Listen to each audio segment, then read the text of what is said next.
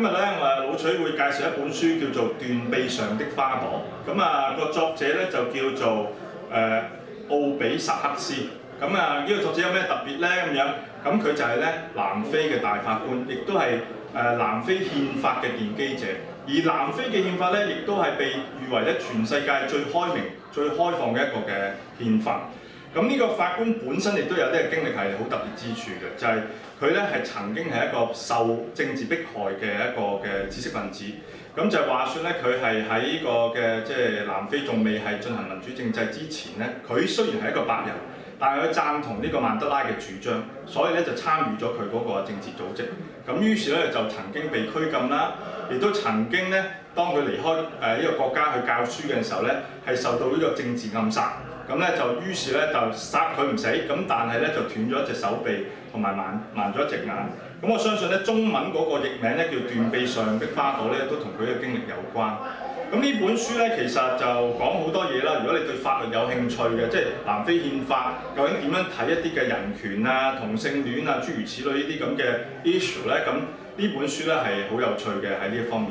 但係另一樣嘢，我覺得對於我哋中國嚟講，或者係即係對於應該係啦，我哋中國嚟講咧係有一個嘅啟發嘅作用，就係咩咧？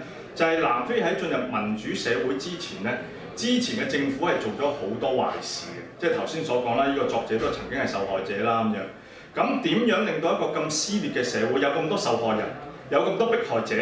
點樣令到佢哋可以走翻埋一齊，進行一個大和解咧？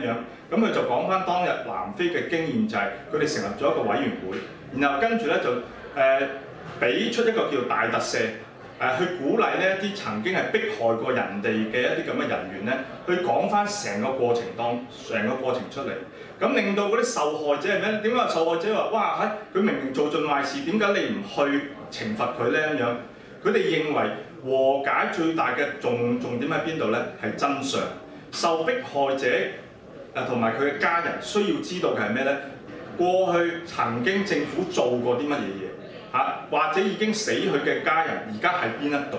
呢啲嘅真相對於佢哋嚟講係更加重要過對於施惡者嘅懲罰。同埋由於咧，如果要令到咧之前嗰個嘅政權或者一啲曾經參與過迫害人民嘅一啲嘅官員咧，係願意講出真相嘅時候咧，呢一種嘅特赦係必須嘅。呢一樣嘢令我諗起咧，就係話，如果係任何嘅一啲撕裂嚴重嘅社會或者係一個國家要進入一個嘅民主體制咧，其實都可能要參考呢一種嘅所謂治療與和解嘅一種嘅手段。